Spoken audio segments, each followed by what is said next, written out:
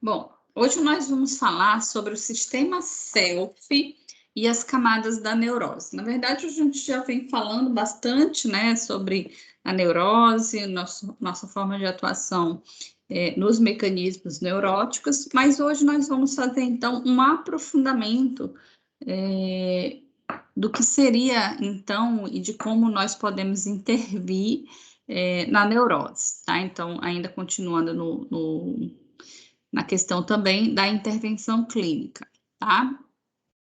O que é o self, né? Dentro da perspectiva da Gestalt, que a gente tanto fala, né? Então, na Gestalt, é ele quem exerce a função de contato, o complexo sistema de contatos necessários para o ajustamento nas dificuldades do meio. Ele é composto pelas seguintes estruturas: id, ego e personalidade. Então, entendam, gente, que aqui, apesar de utilizar os mesmos conceitos da psicanálise, id e ego, né, nós vamos ter aqui algumas coisas que se modificam, tá? Então, a gente vai entender o sistema self, tá?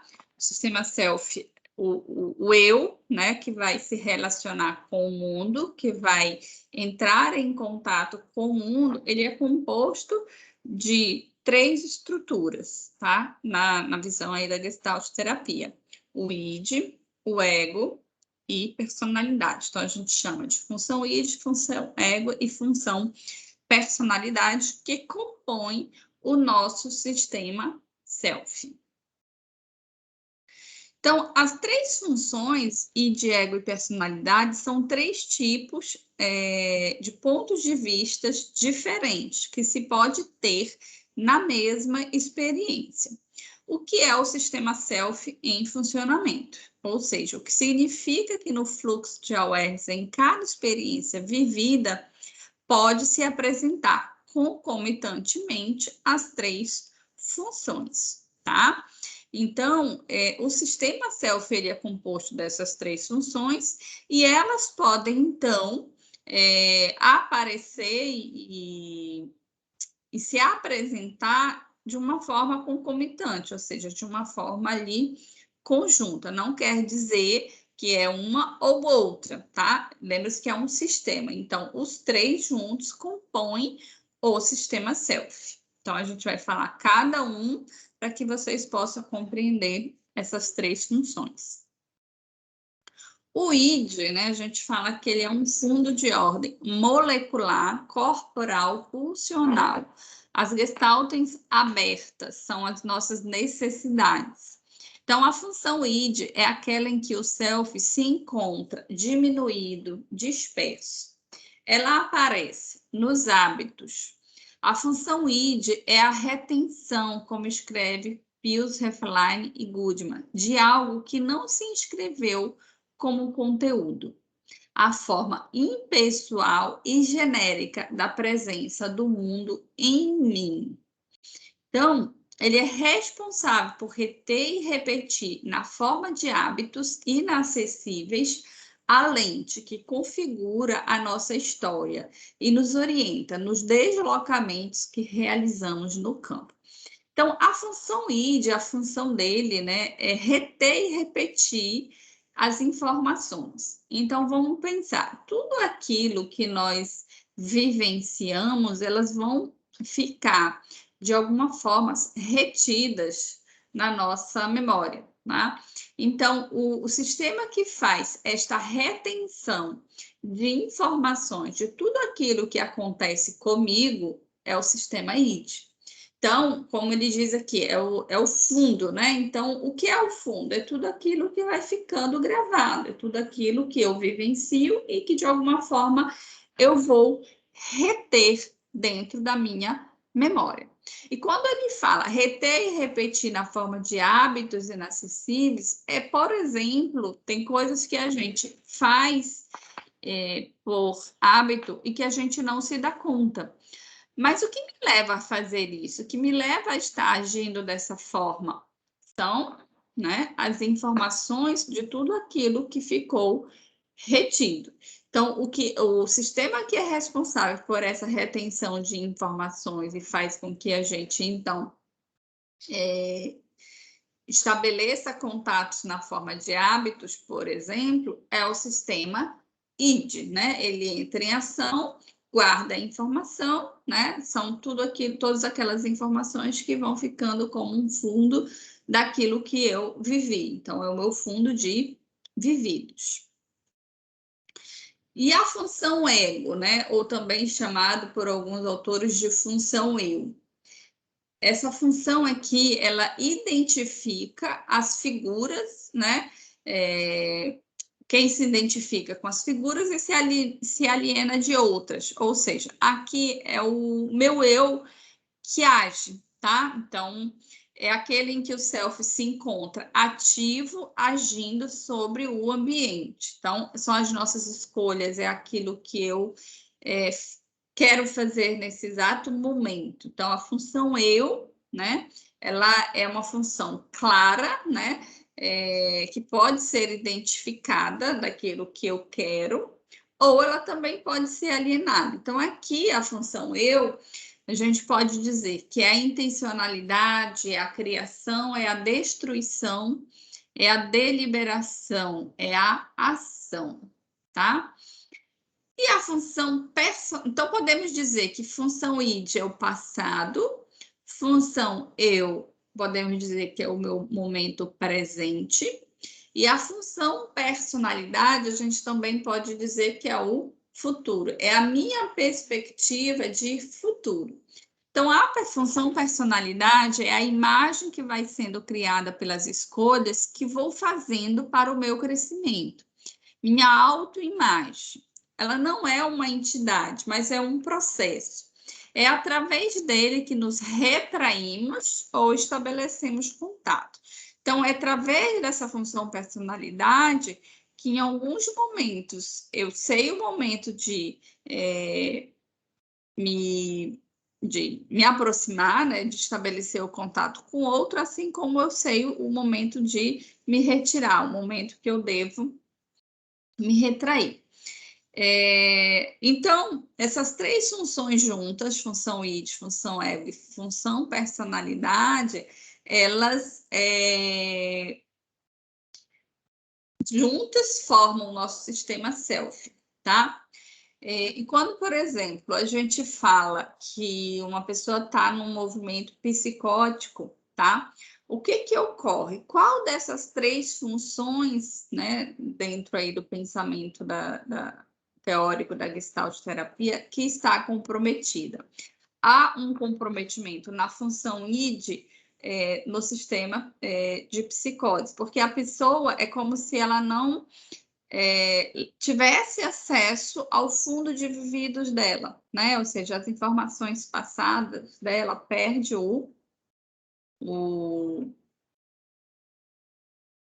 ela perde essas informações, né? De tudo aquilo que ela viveu, de que ela aprendeu, de alguma forma ela fica alienada daquela pessoa, tá? Porque ela está ali no momento de surto psicótico, tá? Quando a gente fala da função eu, que quando ela fica comprometida, é as pessoas que estão ali dentro de um quadro neurótico, tá?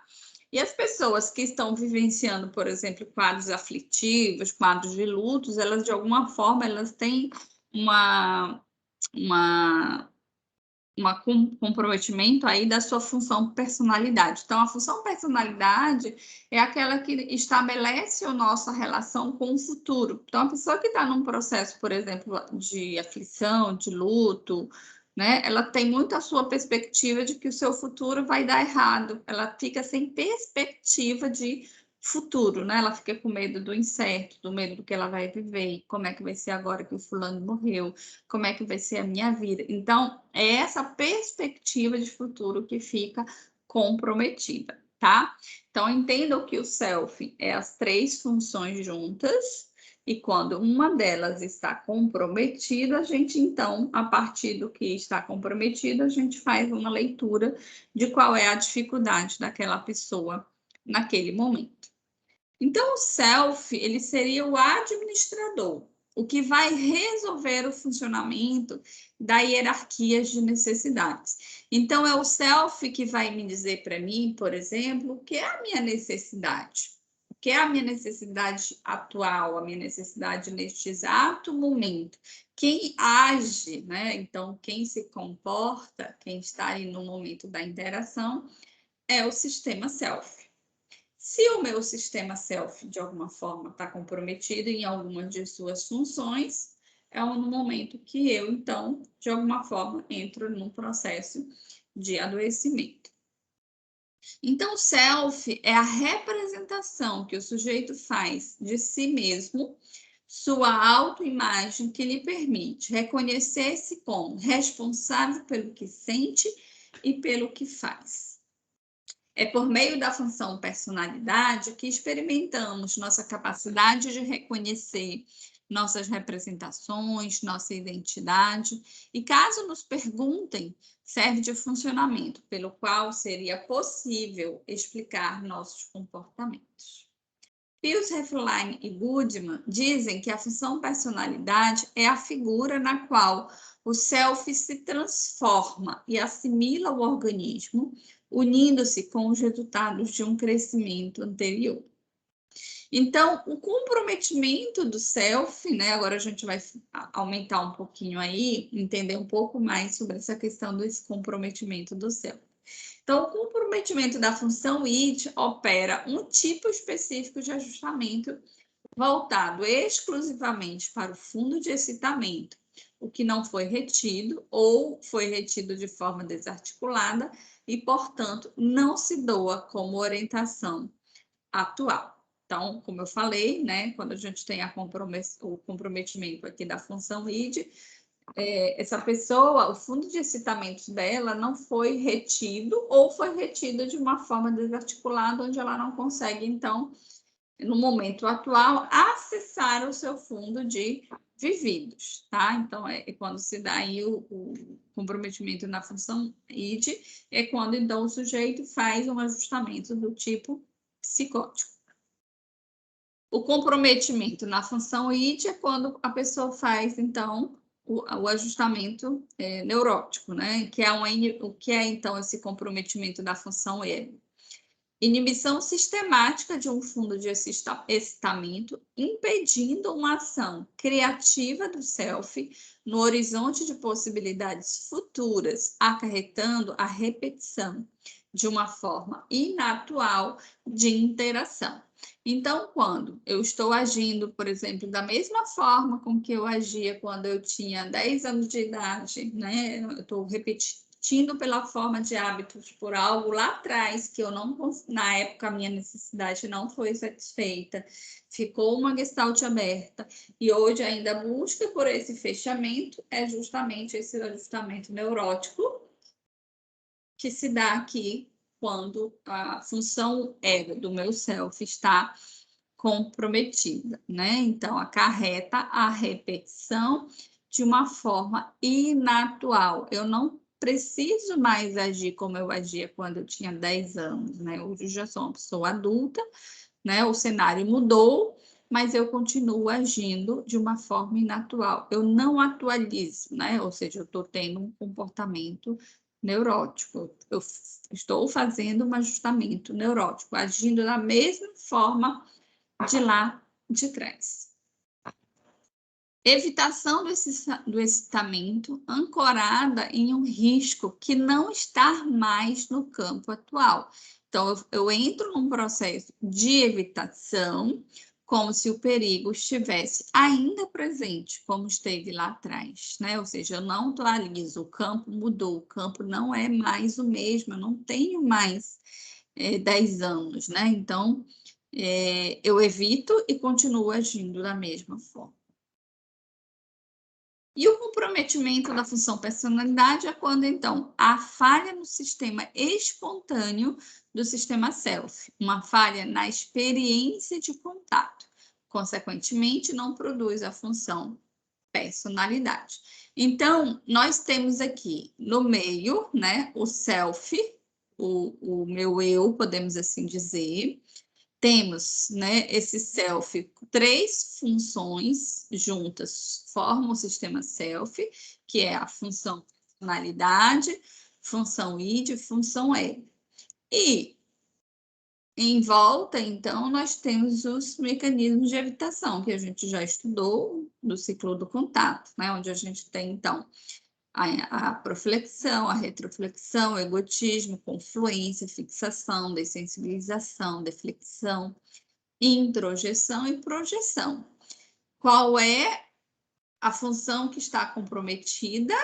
Se eu estou fazendo uma evitação, é a função ego, tá? Então, todos esses mecanismos aqui de defesa são mecanismos de evitação. E aí, então, é quando eu estou fazendo esse ajustamento neurótico, porque a minha função ego está ali comprometida. E daí nós temos, então, nesse contexto, a nossa intervenção clínica, tá? Que aí a gente vai falar, né, do que o Pius colocava, das camadas da neurose. Então, nós temos a camada clichês, também chamada de camada postiça. Nós temos a camada do impasse, nós temos a camada implosiva, a camada fóbica e a camada explosiva. Então, a gente vai conhecer cada uma delas para que a gente possa compreender um pouquinho mais. Então, a nossa intervenção clínica, né, quando a gente está diante do processo de resistência, do processo de evitação, o nosso trabalho enquanto psicoterapeuta é trabalhar com a resistência e não contra ela, né? Ou seja, é trabalhar junto, é trabalhar com ela. Então, na terapia, nós vamos restabelecer a capacidade do neurótico de discriminar, ou seja, de ajudá-lo a integrar essas informações que estão ali desintegradas, que estão ali desarticuladas, né? Então, por exemplo, é fazer ele restabelecer a conexão que o que ele está fazendo neste momento atual, né, não condiz mais com os dados de realidade no campo presente atual. Ele está agindo como uma criancinha de 10 anos atrás, de quando ele tinha 10 anos. Então, eu atualizo, faço com que ele comece a fazer a integração dessas informações. Ele comece a compreender a forma com que ele está agindo, né? A integrar, né? Ele atualizar aquilo que está desatualizado. Então, se o nosso cliente aprende o como de suas interrupções, como é que ele faz isso, né? Passado e presente, né? Se ele realmente chega a vivenciar o seu processo de autointerrupção e sente os modos pelos quais ele está fazendo isso, ele pode, então, superar suas interrupções, atingindo por si mesmo real e as atividades que quer levar a termo, né? Então, na psicoterapia, o psicoterapeuta, ele é o suporte e a frustração.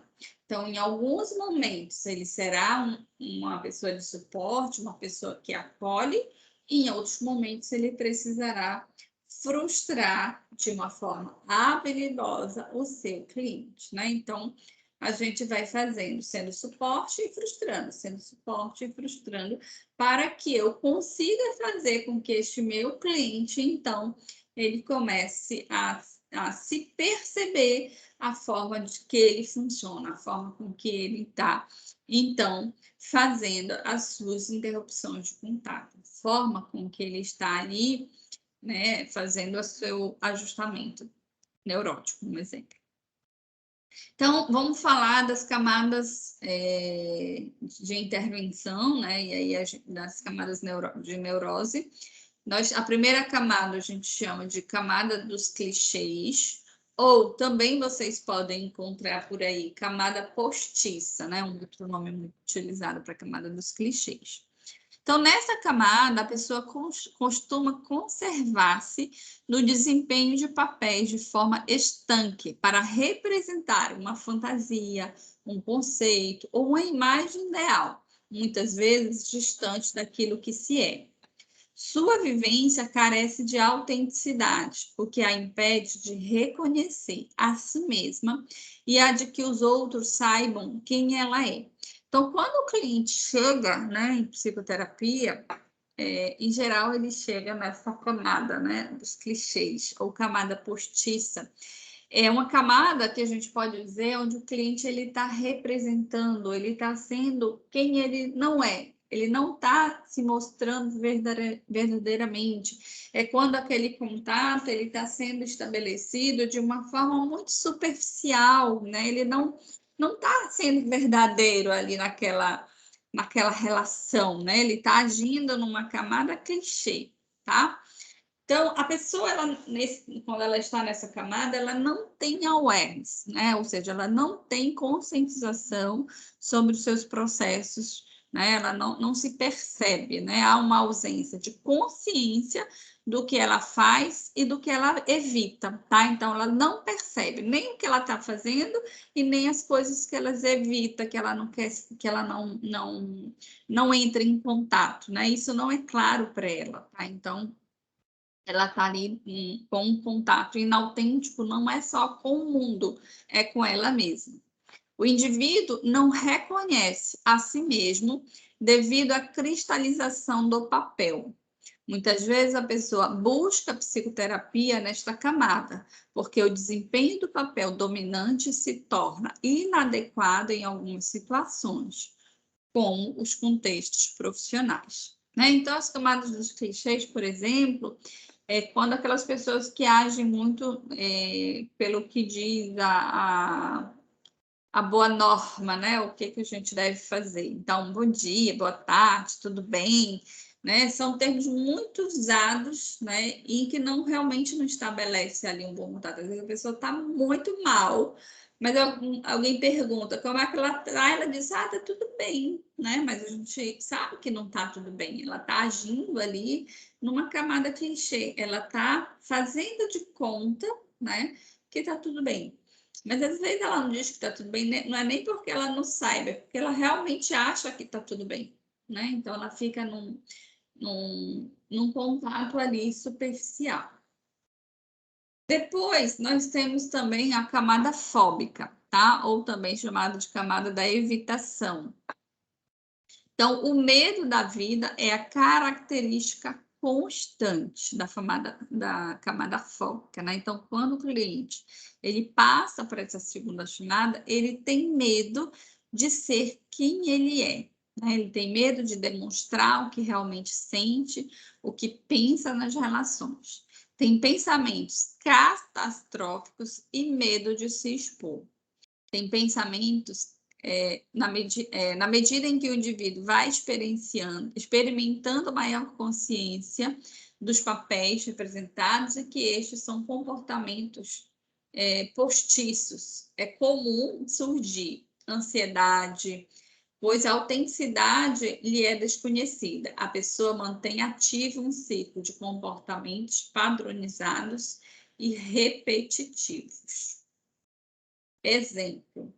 Evitamos a frustração e o sofrimento. O sujeito tem atitudes fóbicas.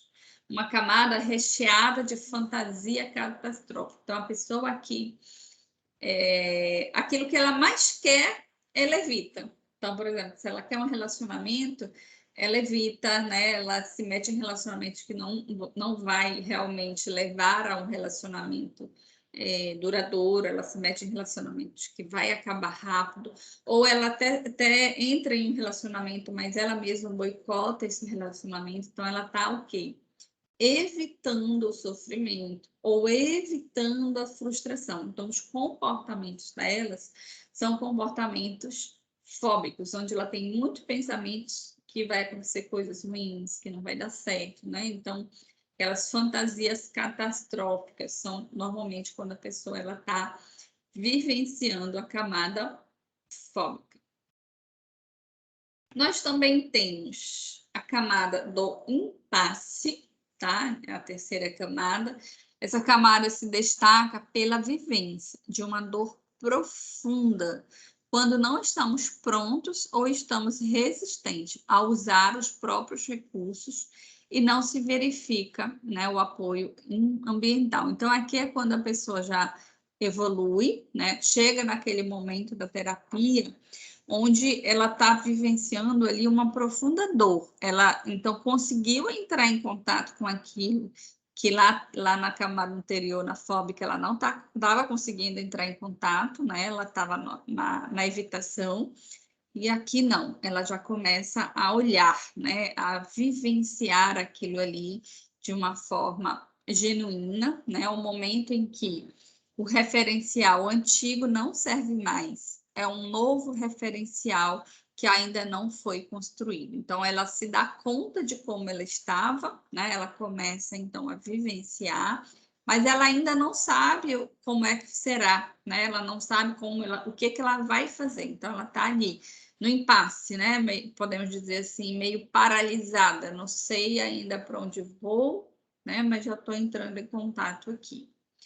Então, como a figura não está clara e nítida, o impasse se configura como uma paralisação frente a um conflito em que uma figura não consegue se destacar.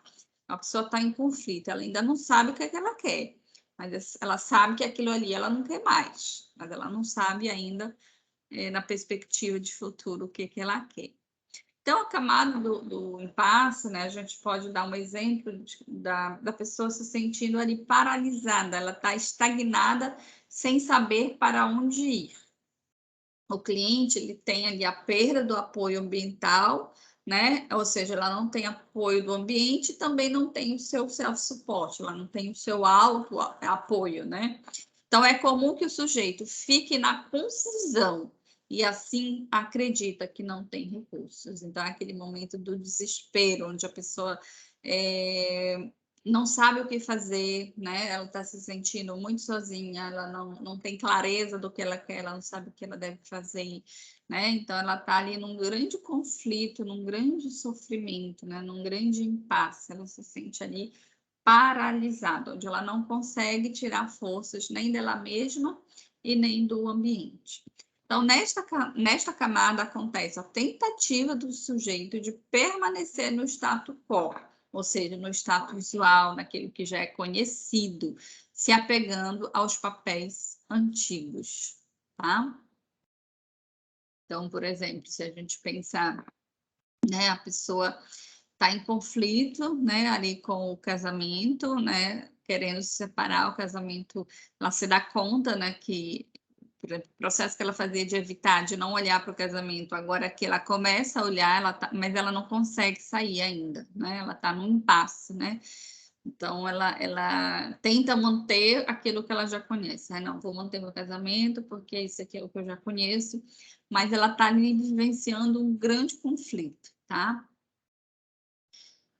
E a camada da implosão, como o próprio nome diz, é um estouro internalizado, né? Ou seja, um estouro interno, onde as energias necessárias à vida continuam bloqueadas. O indivíduo psiquicamente pode se apresentar em estado semelhante ao catatônico. A pessoa se volta mais para si e concentra-se mais no seu emocional, pois o momento é de introspecção. A sensação de vazio e de morte tende a acompanhar essa camada, né? Então, aquela pessoa, ela está ali vivenciando um grande vazio, um sentimento de dor muito profunda, né? Onde, como se tudo dela tivesse acabado, arruinado, né? Implodido.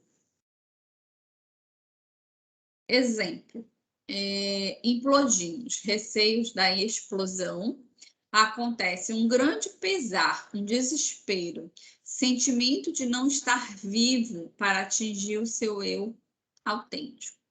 E a última camada, gente, é a camada explosiva. Aqui traz à luz as polaridades existentes. Essencialmente, existem 4 tipos de explosão. Explosão para a alegria, para a dor, para a cólera ou raiva, né? E para o orgasmo. Então, por vezes, as explosões são muito moderadas, dependem do montante de energia investido na camada implosiva. Na explosão, os aspectos psíquicos aprisionados e contidos afloram e há o resgate dos comportamentos e do contato genuíno. Então, aqui na explosão, né, quando a pessoa sai para fora, implodiu, ela entrou, né? Ou explosão, ela sai.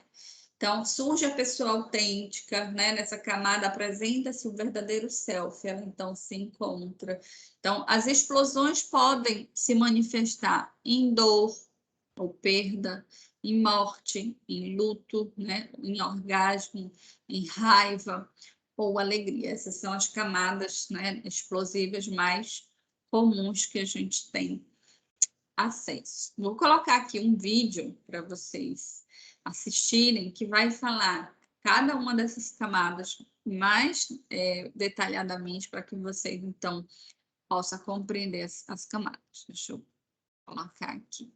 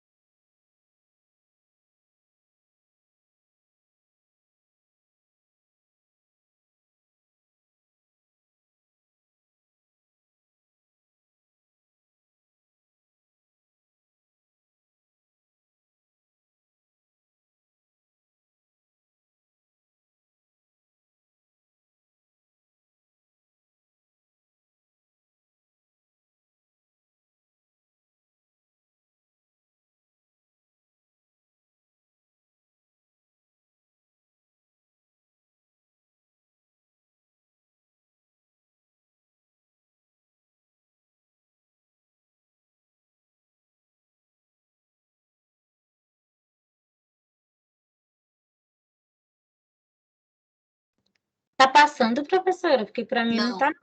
ainda não, estou tentando colocar aqui. Ah, tá. Tentando. Estou me amarrando aqui hoje.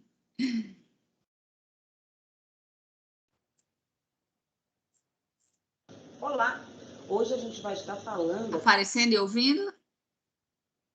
Sim. Tá. no programa sobre as camadas da neurose. Você conhece essa estrutura? Quer conhecer um pouquinho? Então aguarda aí que já já a gente vai conversar sobre isso.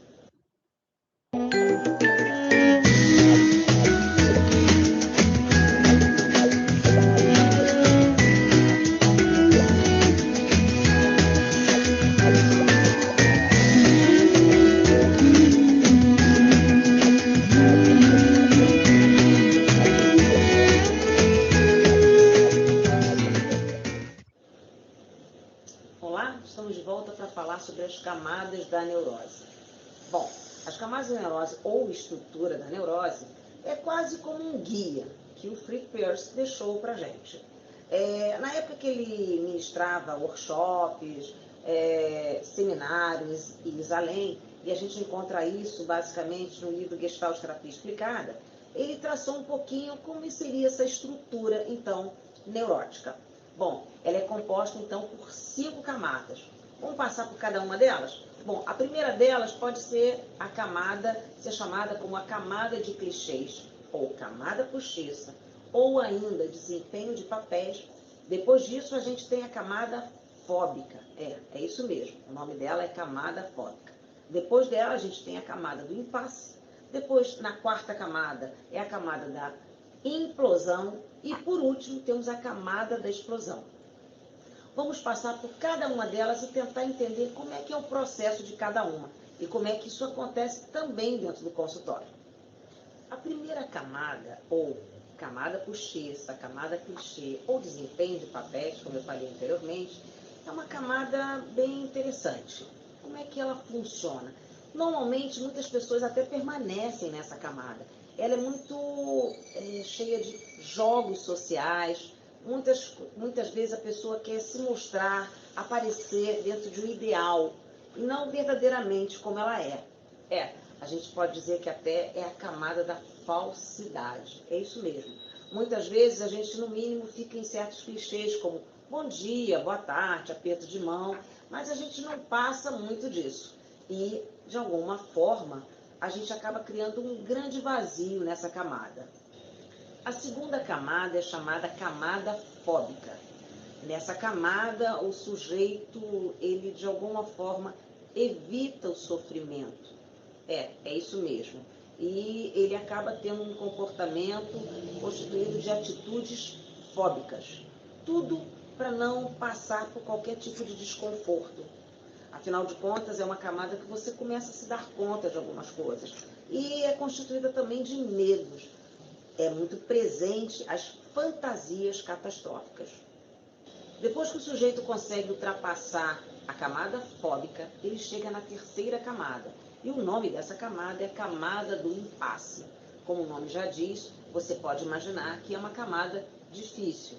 Muitas vezes o que acontece nesse momento é o que o cliente não tem mais aquele antigo apoio ambiental. Ele não tem mais como se apegar àquele apoio e, ao mesmo tempo, ainda não possui o self-support. Eu sempre gosto de afirmar que essa é a camada mais importante da terapia, onde a presença do terapeuta é fundamental, onde o terapeuta tem que estar presente, dando segurança para esse cliente. É muito comum nessa camada de impasse o cliente recorrer ao que a gente chama de status quo. E o que é isso? É recorrer aos papéis antigos. Ele fica num grande impasse. Ao mesmo tempo, aquilo que ele já viveu já não faz mais sentido e o novo ele ainda não tem certeza, o que gera grande ansiedade. E ele fica naquele lugar. Às vezes eu costumo dizer que é até um certo limbo aquele lugar, bem desagradável e difícil para o nosso cliente. E esse, volto a dizer, é um lugar que o terapeuta tem que mostrar toda a segurança e a sua presença. Depois de todo o processo que implica a camada do impasse, com toda a sua confusão, o cliente finalmente chega na camada da implosão ou camada da morte. Uma camada bastante, digamos, peculiar, uma camada em que o terapeuta é muito mais um assistente em acolher o seu cliente, já que nessa camada ele, de alguma maneira, ele tem a sensação de não estar vivo. Por isso que acho que o Peirce colocou essa camada como morte. É na hora em que você faz o balanço, né, de tudo que de alguma forma você viveu lá atrás, de tudo que não fez mais sentido. É uma passagem para chegar num novo recomeço. Bem, chegamos então finalmente à quinta camada, a camada da explosão. É aqui que a pessoa se torna autêntica, em que ela tem a oportunidade de encontrar o seu verdadeiro self. Nessa camada, você pode se deparar com 4 formas de explosão. Uma delas pode ser a dor, e essa dor ligada a um pesar por uma morte, por um fechamento de um luto. A outra seria a explosão do orgasmo, uma outra poderia ser a de raiva ou mesmo de alegria. Todas essas camadas que falamos anteriormente estão presentes no trabalho terapêutico. E é sempre muito importante a gente ficar atento a cada camada, ter sensibilidade a cada uma delas, sabendo que desde a de clichê nem sempre é possível para o cliente ultrapassar e chegar na fóbica, nem sempre o cliente que chega na fóbica necessariamente vai conseguir chegar na camada do impasse, que implica ele se deparar com a sua dor de uma maneira tão profunda. Às vezes, ficar na camada da implosão é sempre delicado, mesmo para o terapeuta, porque a gente tem que assistir ali o cliente se dar conta de toda a sua vida, com um grande pesar mesmo, talvez de muitas coisas que ele tenha evitado entrar em contato. E, finalmente, essa fase, a última camada, que é a camada de explosão, que eu posso dizer que é aquela camada em que a gente vê a cura desse cliente. Bem, esse é um assunto muito vasto ainda e talvez a gente não consiga encerrar aqui nesse programa, mas acho que valeu a gente entender um pouquinho esse assunto que nem sempre está presente em todos os livros da Gestalt Terapia. Eu sugiro a você dar uma olhadinha num livro chamado Gestalt Terapia Explicada, que são os seminários, workshops do Peirce, que lá talvez você entenda um pouquinho mais o que ele quis dizer sobre isso. Eu fico por aqui e espero você num próximo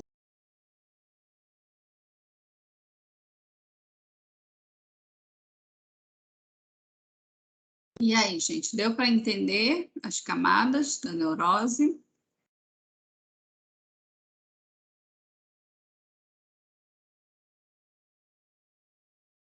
Me contem aí.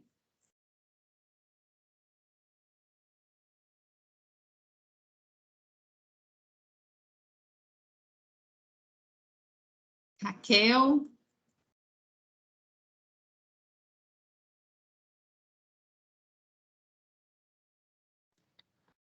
Tô aqui, professora. Deu para entender? Ela fez uma explicação mais clara, né? Deu para entender, sim, as camadas da neurose na perspectiva da Gestalt, né? Uhum. Perfeito. Ok.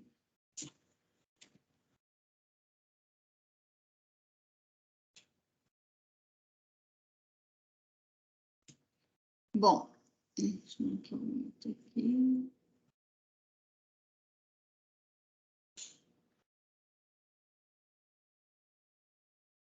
Bom, nós temos, então, também, né, nessa perspectiva, compreender um pouco melhor o que é esse self-support. Né? O self-support é justamente, dentro do nosso processo terapêutico, o nosso trabalho enquanto psicoterapeuta é fazer com que o cliente, quando ele chega em terapia, é porque ele não está conseguindo ser o seu próprio suporte, ou seja, ele não está conseguindo ali sozinho lidar com aquela situação que para ele está gerando sofrimento. Então, é o momento que ele procura um psicoterapeuta porque ele não está conseguindo lidar com aquilo sozinho, né? Então, ele procura uma ajuda, ele procura alguém para ser o seu suporte. E o nosso trabalho dentro da psicoterapia é justamente fazer com que esse nosso cliente ele se fortaleça e ele encontre novamente nele mesmo os recursos necessários para lidar com aquelas vivências da vida dele de uma forma sem precisar de um auxílio externo, né? Ele consiga ser ele mesmo o seu self-support. Então, devido à imagem positiva, né, que nós temos acerca do ser humano, né, Gestalt tem uma visão muito positiva sobre as pessoas, né, que nós somos seres em potenciais, né, a gente acredita que o outro pode tudo, né, então a Gestalt, ela parte do princípio que o ser humano possui o equipamento necessário para lidar com os problemas da vida, né? Ou seja, que todos nós temos recursos internos para enfrentar a vida, né? Mas o que as pessoas, quando as pessoas chegam no processo terapêutico, elas mesmas não acreditam nesse potencial. Então, o nosso trabalho é conscientizar a pessoa da sua própria força interna, que naquele momento, né, ela está desacreditada, ela acha que não vai dar conta de lidar com aquela situação que ela está passando, ela acha que ela não consegue, né? E o nosso trabalho é ir trabalhando nesse resgate, nesse fortalecimento para ela reconhecer nela mesma esse potencial, ela reconhecer o potencial que ela diz não ter, mas que todo mundo consegue visualizar, menos ela, né? A gente vai trabalhando aí nesse resgate, tá?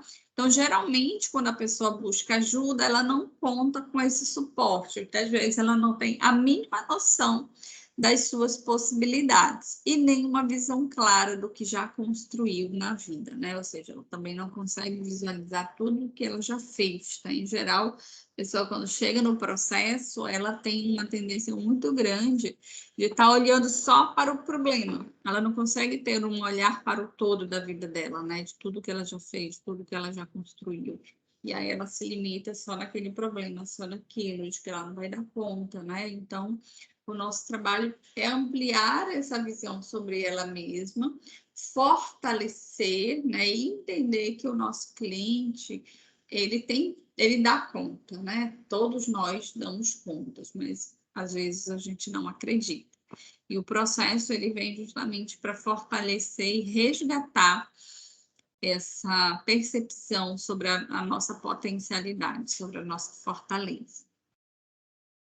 Então, deve ser um dos objetivos da terapia, possibilitar self-suporte ao paciente, ou seja, oferecer meios para que ele possa desenvolver e utilizar os seus recursos para resolver seus problemas de forma satisfatória, né? Para que ele consiga, então, lidar com a sua vida, lidar com os seus problemas de uma maneira satisfatória, de maneira adequada, ele entenda, né, que ele tem recursos para isso.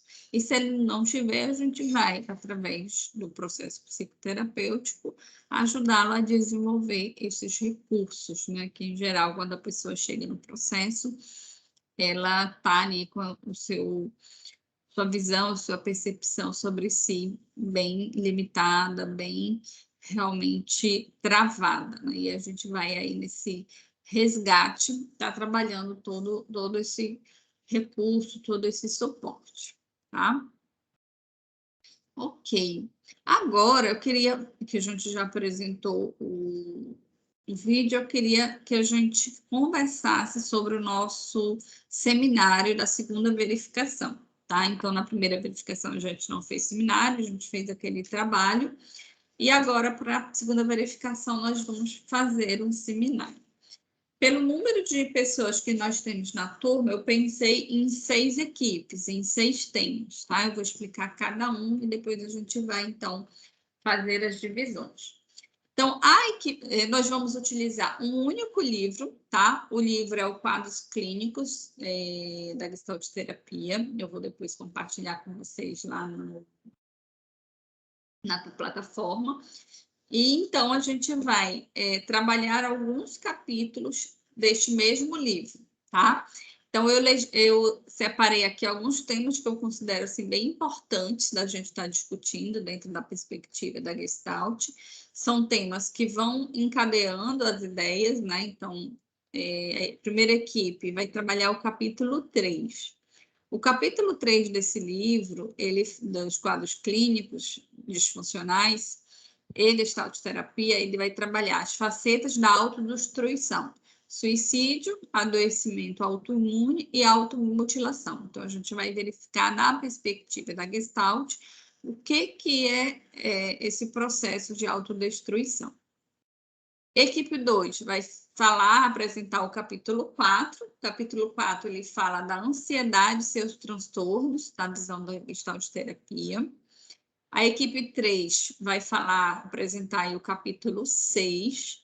Capítulo 6, ele fala dos transtornos do espectro autista, o mundo visto através do caleidoscópio. Então, vai falar da perspectiva do autismo na visão da Gestalt. A equipe 4, capítulo 7, dependência química e Gestalt terapia, aproximações possíveis. Então, vai falar um pouco do nosso trabalho com dependência química, como que a Gestalt terapia trabalha, como ela visualiza, né, como ela compreende a dependência química.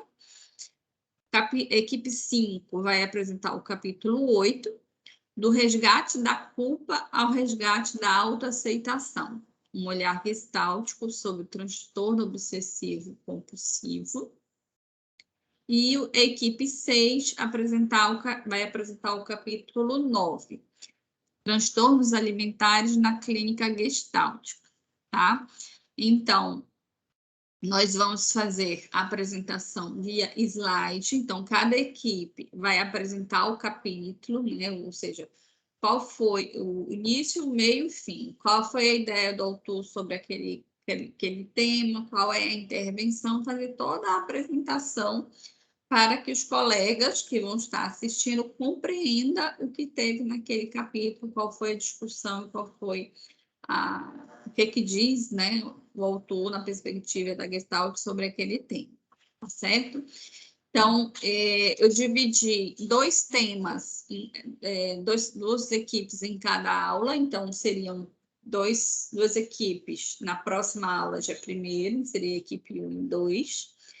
No dia 8, seriam as equipes 3 e 4. Opa, eu só troquei aqui, vou já ajustar, tá? Tá na ordem. Dia 8, equipe 3 e 4. E dia 22 equipes, 5 Professora, e 6. Deixa eu só ajeitar aqui. Oi, pode falar. era para estar aparecendo isso que a senhora está falando para a gente, porque o slide está parado. É, para estar aparecendo. Não está aparecendo para ninguém? Está na Tá função eu. aparecendo seminário, seminários e temas, apresentação oral e slide. É isso? Está aparecendo? É isso. Para mim tá. Então, Professor, e como é que vai ser? Vai ser sorteado os grupos ou a gente escolhe? pois é, vamos decidir isso agora. Deixa eu só ajustar aqui uma data que está saindo fora de ordem aí, rapidinho. Deixa eu só ajustar. Para mim também não está aparecendo nada. Está no celular? Às vezes, quando a gente está no celular, É. acontece. Eu vou tentar sair e entrar Eu vou novamente. também desconectar aqui e colocar de novo. Eu acho que também pode ser isso. Vamos ver. Mas tenta sair e voltar.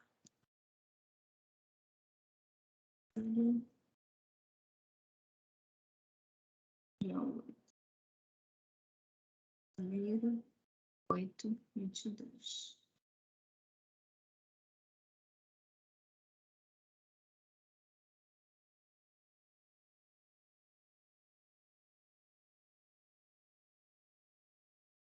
Vou colocar aqui de novo.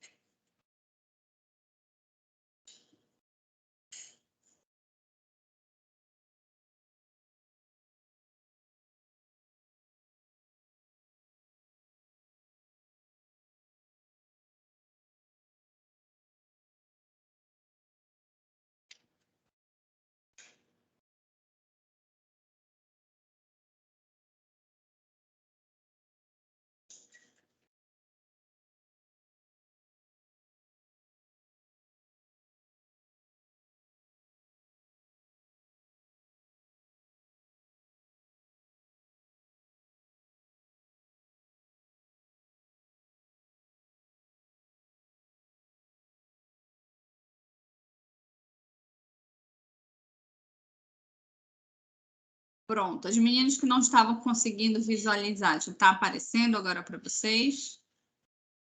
Sim, agora está ok. Tá, perfeito. Então, eu acho que a gente pode escolher, né? As equipes escolhem por conta dessa condição que a gente está aí online, né? Fica difícil puxar um papelzinho.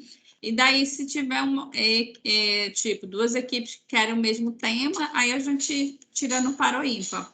Pode ser? Eu acho que fica mais fácil. O que é que vocês acham? Ou vocês preferem sortear?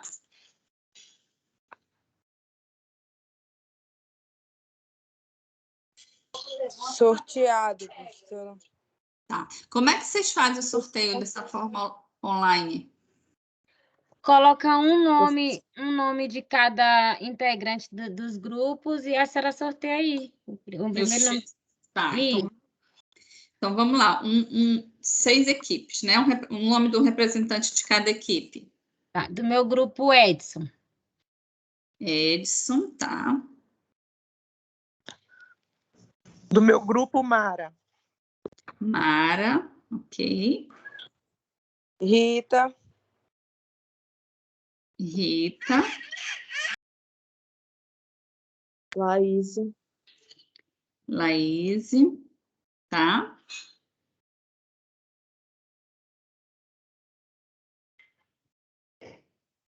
Tem só 4.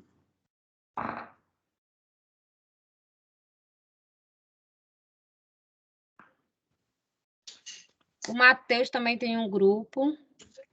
Matheus tem outro grupo. Tá. E a Amanda Kelly. Amanda Também tem um grupo. Perfeito. Então, vamos lá. Deixa eu sortear aqui.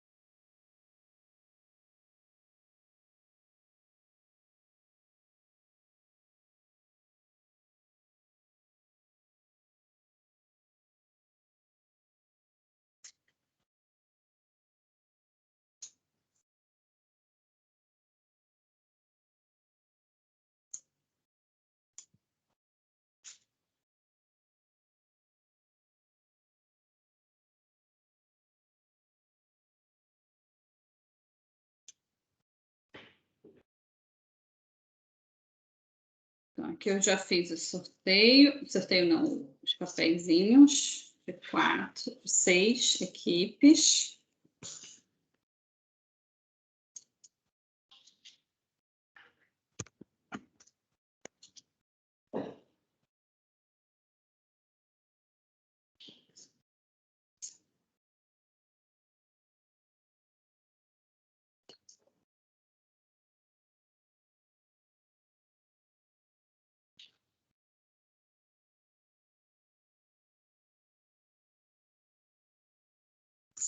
Pronto.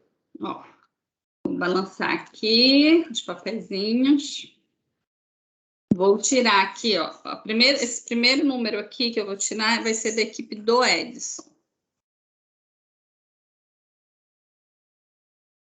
Então, a equipe do Edson ficou com o tema 2, tá? Então, a equipe do Edson vai falar sobre o capítulo 4, ansiedade e seus transtornos na visão da Gestalt terapia. Ok, professora. Agora, eu vou tirar um papelzinho para a equipe da Mara.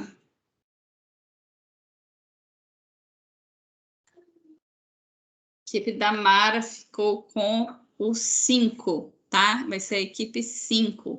Capítulo, que vai apresentar o capítulo 8 do resgate da culpa ao resgate da autoaceitação. Um olhar gestáltico sobre o transtorno obsessivo compulsivo. Então, a equipe da Mara será a equipe 5. Agora eu vou tirar um da equipe para Rita. A Rita ficou com a equipe 4, que vai apresentar o capítulo 7, dependência química. Equipe 4 é a Rita. Agora eu vou tirar o papel da equipe da Laís.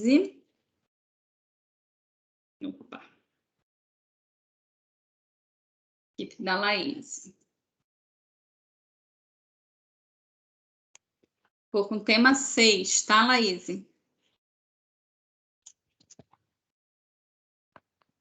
Tá certo. Isso aqui é o capítulo 9, no caso, né? Correto. Perfeito. Agora eu vou tirar o da equipe do Matheus. Matheus ficou com a equipe 3, que é o capítulo 6 do espectro autista. Equipe 3. E a da Amanda Kelly ficou com o tema 1. Aliás, equipe 1, que é o capítulo 3 das facetas da autodestruição. Agora, eu queria que vocês me falassem os integrantes da equipe. Equipe do Edson, quem compõe essa equipe? Edson Dias. Professora? Raquel Professora? Oi? Qual é o tema da equipe da Amanda, por favor? Equipe 1, é o capítulo 3, facetas da autodestruição, suicídio, adoecimento autoimune e automutilação. Tá ok, obrigada. De nada. Vamos lá, que é o Edson Dias, Raquel Pinheiro. tá? Gleiciane Ferreira. Tá, Jéssica Barbosa. tá, Franci Barbosa. tá. E Helloren, com H. H-E-L-O-R. Hello, perfeito. Equipe da Mara, Sou eu, Mara Reis, tá? Maria de Belém, Tá, Maria Luísa, tá, Beatriz Almeida tá. e Tatiane Uchoa. Perfeito. Equipe da Rita, Rita, Cássia, ok? Antônia Helena, Tá, Helena Cláudia, tá, Arélio Rocha. tá. Por hora, Só? acho que é isso, professor. Perfeito. Equipe da Laís, Professora, tem limite de pessoas? Não, tem o limite dos grupos, né? Mas assim, não mais que 6, no máximo 7. Ah, porque a equipe é 7. É Laís, Gabriele, Tá? Ana Carolina, Tá? Amanda Santos, Tá? Ana Elise, Tá?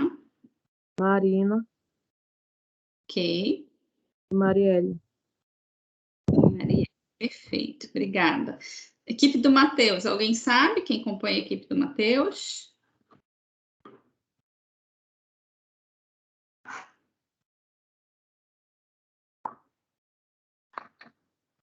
Não? E a equipe da Amanda Kelly, alguém sabe? Sou eu, Maria do Livramento, Tá, Amanda Kelly, tá, Débora Nascimento, tá, Fabiola, ok, Vitória Jaqueline tá. e o Paulo Vitor.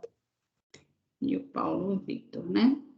Sim. Perfeito, então, gente. Eu vou. Ainda é o Matheus, que é o chefe de turma? É ele sim, professora. Tá. Eu vou só, então, formalizar isso aqui no Zap, para ele formalizar no Zap de vocês. E eu vou postar também na plataforma, tanto o livro quanto os slides de gravação de hoje. Pode falar, Laís. Tu ia perguntar alguma coisa? Confirme se eu falei Gabriele no meu grupo, por favor. Você falou Gabriele, Ana, Amanda Santos, Annelise, Marina e Marielle. Falou sim. Obrigada, professora. De nada. E, Então, professora, perfeito. Oi. Oi, Maria. as datas a senhora vai confirmar ainda, então, né? De cada grupo, né? Isso? As datas estão aparecendo aí no slide, tá? O que eu vou fazer é só formalizar isso que a gente acabou de acordar das equipes, né? Lá pro Matheus no Zap, para ele jogar aí no grupo. Mas são essas datas aí, tá? Então, temos tá. duas equipes dia 1º, que é a equipe 1 e a equipe 2. Duas equipes no dia 8, que é a equipe 3 e a equipe 4. E duas equipes no dia 22, equipe 5 e equipe 6. Tá bom? Então, beleza, gente. Boa semana aí para vocês. E a gente se encontra, então, na segunda-feira, já iniciando o nosso seminário, tá bom? Beijo grande. Tchauzinho. Tá bom.